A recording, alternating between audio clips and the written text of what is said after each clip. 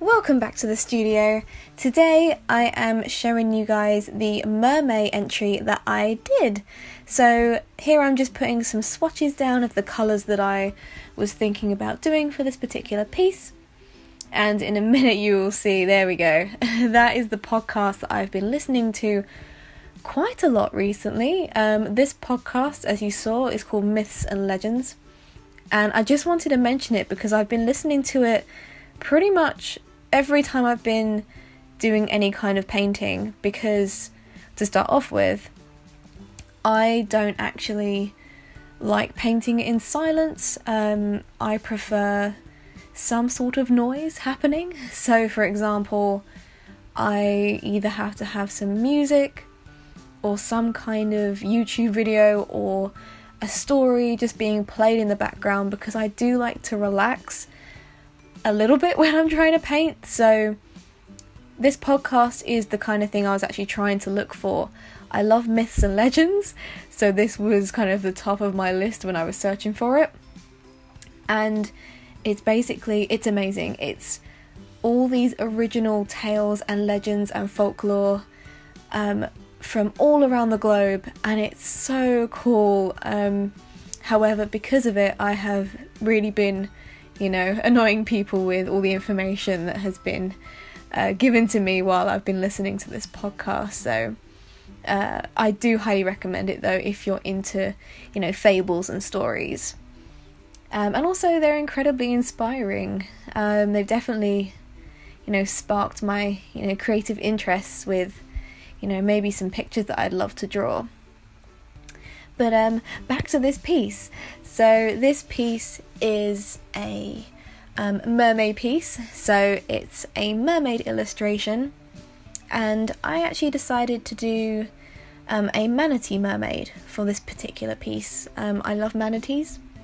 And I thought it would be a great kind of mermaid. So I was really happy to do something like this.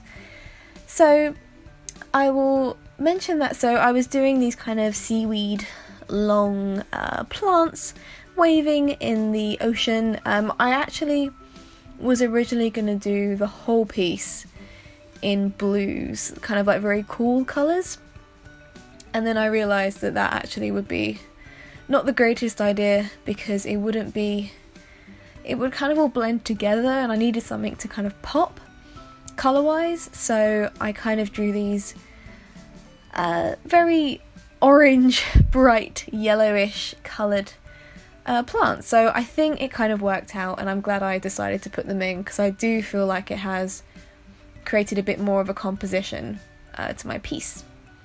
At the moment you can see me just painting in the background, and also, as you can see, that I've actually started the background first, which, if you know any of my illustrations, you'll know that I normally don't paint that first, because I'm normally quite worried about doing backgrounds. I like doing them, but I feel like I just want a little bit more experimentation with them, and I want to get a bit better at backgrounds, I think. So I just tried to do a very simple wash with the backgrounds. Originally I was thinking of doing a kind of a textured background in making it look like it was kind of that dappled lighting, so that kind of the reflection that you see on the sand underwater, that kind of thing.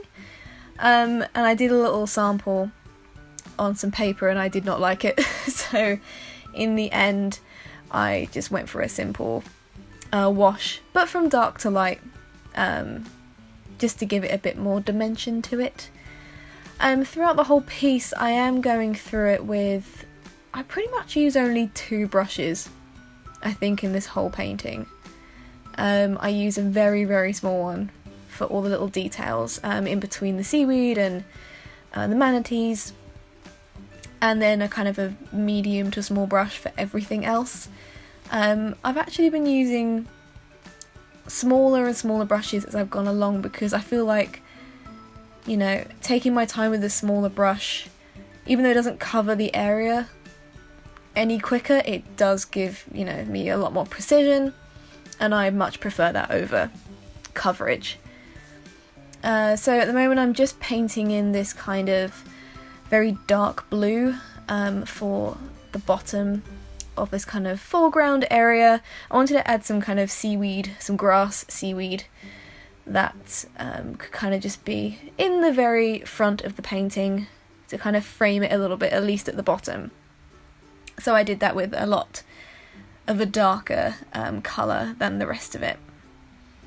I've also been trying to experiment with, you know, my use of water and paint ratio, because when I started painting watercolours a while ago, I for some reason tried to paint it all like perfectly in the same gradient, like there was no texture. I wanted to make sure that there was no running or bleeding of the paint, no mistakes basically, but I found that I really like the mistakes, and I need to stopping myself from letting that happen, because it can make some really beautiful patterns when it dries, especially when you use a lot of water and you dip the pigment into that water.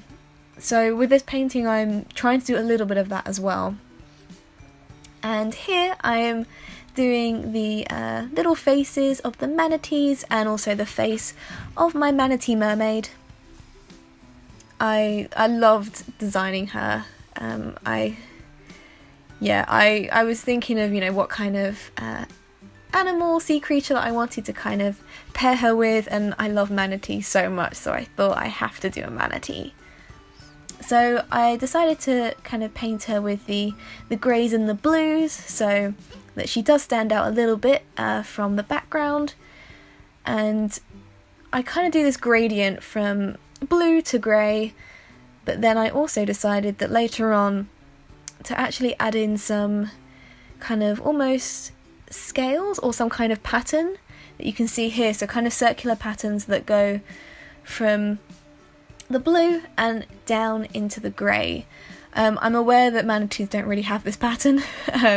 This is purely fantastical, but I felt like I just wanted to add something a bit more different to this, because she is a mermaid, and even though I do add this later to the manatees, I just wanted to add something a bit different to the painting. So and also because I wanted the colours not to be so flat, because the gradient was nice, but I wanted to add something a bit more so it looked like, you know, the changing of colours was a bit more interesting. So I wanted to add not only this pattern, but also kind of darker edges around each of the subjects, so that it kind of, they pop out from each other and they kind of all they stand out and they don't blend into each other, which brings me to my other point, which I haven't actually explained yet. So you might be able to see I've actually left this kind of bare white outline around pretty much everything actually. There's not much I haven't left with the border, and there's no real rhyme or reason to why I did this. One of the reasons I think was I wanted to just see if it would kind of add some sort of, well, make everything kind of pop out and stand out a bit like, I guess like a pop-up book? I'm not sure. I just had this idea in my head and I thought I would just try it with the outlines left in. I've also left outlines in with my ink drawings that I've done before. So I think I also wanted to try it with watercolours just to, you know, see how it worked out. But another thing was probably because I was maybe worried that the paint was going to kind of mix together too much and maybe it would all become a little bit murky, I don't know. But from experimenting with this outline, I think I found that I actually quite like it, so maybe I'll try this again at some point. But so I just added a kind of another dark blue colour for her hair. I actually wanted to match the same colour of her hair to the blue seaweed that you can see at the bottom. I thought it would kind of tie it nice together. Also because I actually really like that blue and I want to just add that into the painting a bit better. So I'm just finishing off the little textures onto the manatees there. I love their little faces. Oh, so happy I got to paint them. I've never actually painted manatees before. And I know they don't look exactly like manatees in this. I kind of was doing a very cartoonized caricature of these kind of sweet looking animals. But no, I'm really pleased with this piece actually. This was once again another challenge for me and I really enjoyed it. And I thought Mermay was kind of, you know, the perfect opportunity for me to do this. I was just putting some white bubbles with a white gel pen in there. It went by quite quickly, sorry about that. And here I'm just putting in some lovely dark swirls into her hair. And that is pretty much the finished piece. I love doing this, and thank you guys for watching this very unscripted video. I hope it was okay, but thank you guys so much, and I will see you guys very soon in the studio again. Bye bye.